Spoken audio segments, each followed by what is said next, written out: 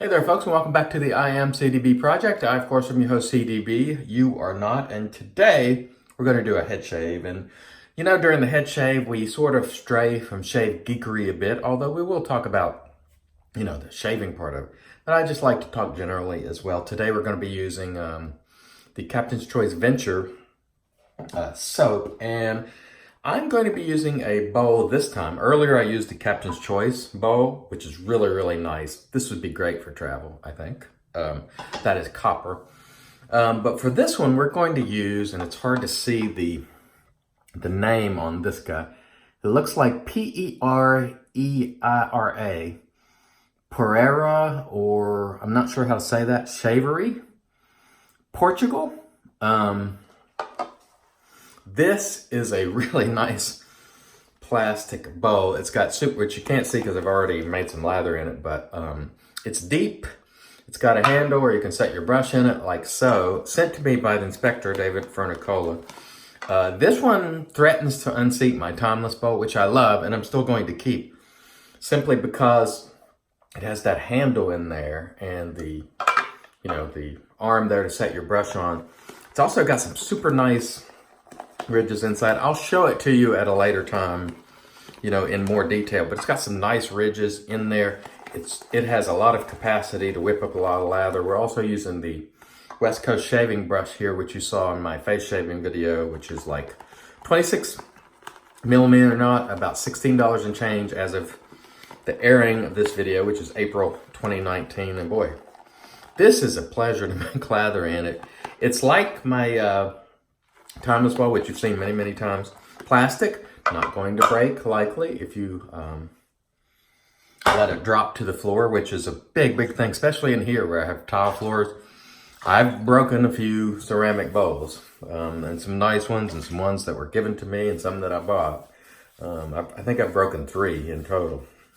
And so having these type of bowls where copper and plastic, hard plastic, this is probably the best one I've seen yet, and I hate to say that to unseat my Timeless bowl because I love it and I love the company Timeless, but this one it's got some additional features. So let's just get to lathering here. By the way, this brush is fairly impressive for the price, I gotta say.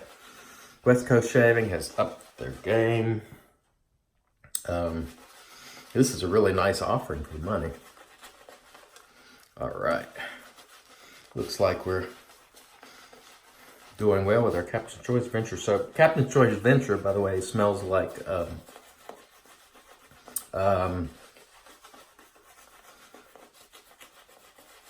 Cretaventus. That's what I was trying to bring to mind there. Okay, looks like we've got a good lather on the dome. That brush covers a lot of ground with that 26 millimeter knot. It's not too big, but it's big enough.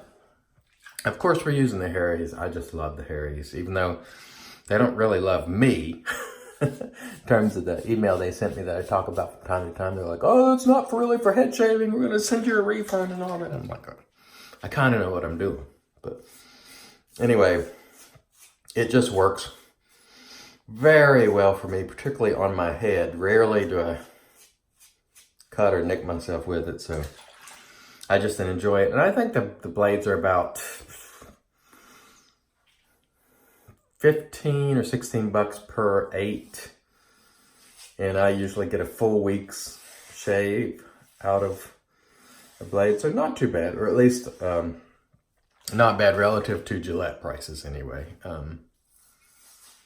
Anyway, speaking of Gillette, sort of reminds me of, again, as you know, I haven't really watched any pro ball the last couple of years.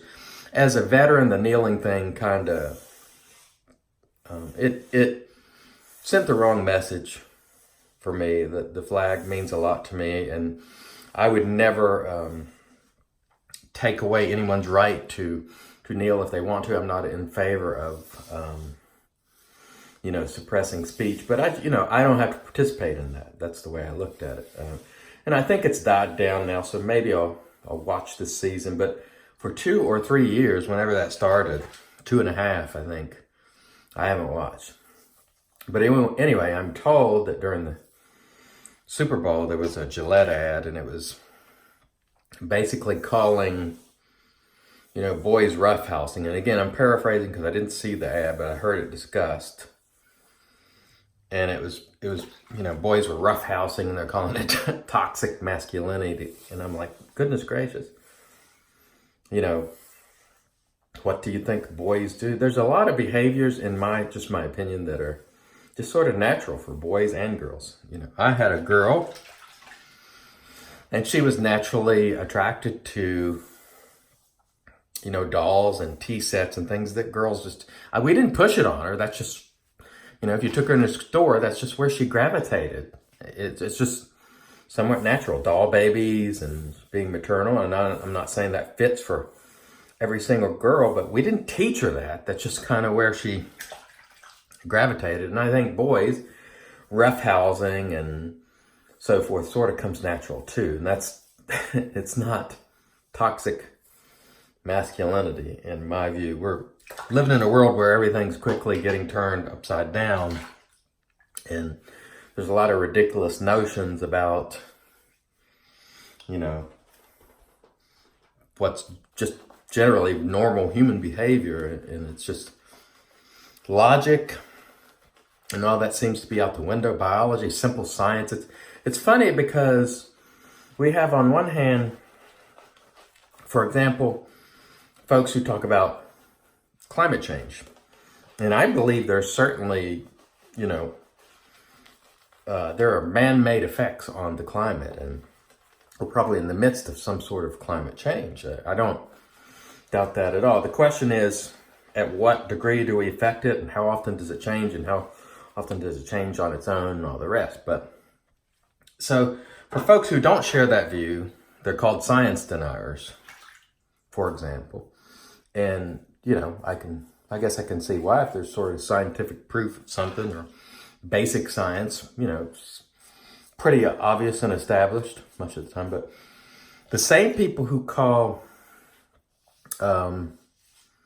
folks who don't believe in climate change or aren't supportive of the narrative that we're going to perish in 12 years. And that seems to be the narrative that I've seen recently. We got 12 years. I don't believe that personally, but I could be wrong. I hope I'm not, or excuse me, I hope I'm not wrong. But so I'm a science denier. Let's say, if I say I don't believe that we're going to perish in 12 years, that the earth is, just going to collapse in 12 years. But people who believe that,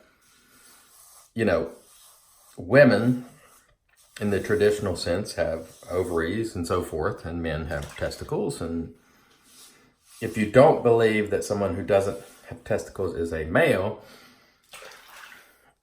then you can hold that belief and not be a science or biology denier. And I'm like, you see what I mean here? Like, people use terms, in my view, and names to insult people, but there's no consistency in it, because you can't hold a science view on one hand and throw it out the window when it's convenient or socially acceptable, on the others. Now, I've talked about this before, and I tell everybody who's willing to listen, I believe in treating people with respect and dignity. So whatever choices they make, or even choices they don't make, or whatever their inclinations, I say, go with it, personally. However, I don't deny basic biology. And so, there are certain things that just are. Like that video, it just is. And I think we're sort of living in a time now where people are just making stuff up, essentially, because it's convenient or it suits lifestyles or what have you. And then they call everyone else who doesn't believe those things bigots and, all sorts of disparaging terms. And to me, what matters is the way you treat people. You can still hold religious points of view. You can still hold lots of points of view. But you don't have to treat people poorly based on views you might have that are different from other people. And that's sort of the way I look at it. But, biology is biology. Science is science. And if you're going to cite science, on one hand, you should probably hold a consistent pattern of thought with it, and not be, on one hand saying, yep, climate change, it's all about the science, but then when it comes to social issues, you throw it out the window, and science and biology, be darned. And so anyway, it's pretty weird what we're going through. By the way, this has been a nice head shave, just sort of babbled on during it, but that's what I do.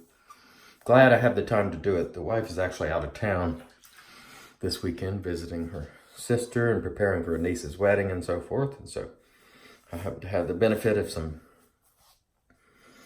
time. And so I figured I would try to, and again, at some point, I imagine I will be busy again, won't have as much time. And so for those of you who enjoy, I'm happy to make them when I have time, but sometimes I just don't. And so I even found a little time to look on Facebook and social media, this week, which I hadn't had much time to do, and tweeted and, express some opinions here and there. And so that's good. All right. It looks like we've had a really nice head shave. The Harry's does it again, always hits the spot. This boat, I love it. This will probably be a go-to bowl for me. Thank you, Inspector. Again, it's made by, I wish I knew how to say this, because I don't. Pereira or something like that. Shavery. Really well made. I'll come back and make another video of it and really show you in detail without all the soap in it. I also like this brush. West Coast Shaving, $16. Really good stuff. Captain's Choice Venture. And of course, we showed you earlier today the Captain's Choice Copper Bowl, which is super cool. I think this would be great for traveling. Just my opinion, if you want to take a boat with you. I want to thank everybody once again for watching. I'm going to grab a shower, wash the dome, and hopefully see if I can get outside and do some things today. I encourage you to do the same if you are able. Thanks again for watching. Until next time, I've been your host, CDB. You are now. God bless.